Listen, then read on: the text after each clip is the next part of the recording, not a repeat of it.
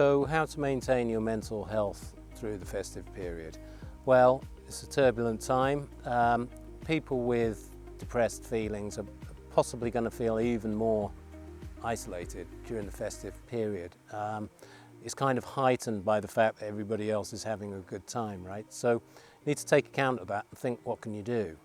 Well, it's kind of counterintuitive when you're depressed and anxious. The natural feeling will be to isolate and stay within your own bubble, protect yourself in that way. That's probably not a good idea. So what we're dealing with here is what we call paradoxical behaviors. So you probably need to enact a behavior which is the opposite of how you feel to get yourself out of that isolation. So one obvious example of things which helps to ameliorate depressed feelings is being sociable. But of course, that's the last thing that you want to do when you're depressed. So how to make being sociable more appealing?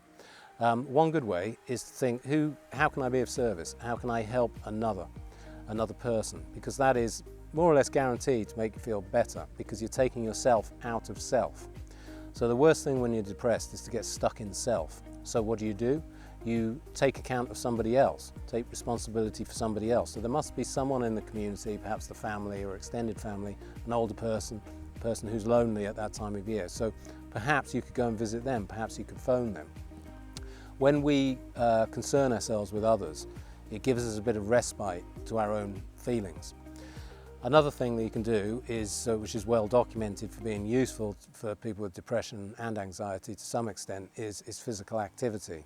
So even just a walk, a fairly brisk walk, getting out again is not the first thing that you want to do. Going outside might be cold and so on. But if you go for a brisk walk, and perhaps a fairly long one, so when you get back you're quite tired, glad to be back indoors, sitting down, perhaps in the warm. What will happen then is you'll get flooded with natural neurotransmitters which are kind of soothing, natural endogenous painkillers like endorphins and enkephalins. Those sorts of neurotransmitters are stimulated by exercise. If you're in good health, then perhaps you could ramp that up a bit with some mild cardio. I go for a jog, something like that. So cardio is well associated in the literature with elevated mood. So for people with mood disorders, cardio is very helpful. So two sides to it, how to deal with your mental health during the festive period. Be sociable, and if that doesn't come naturally, then think, how can I help somebody else?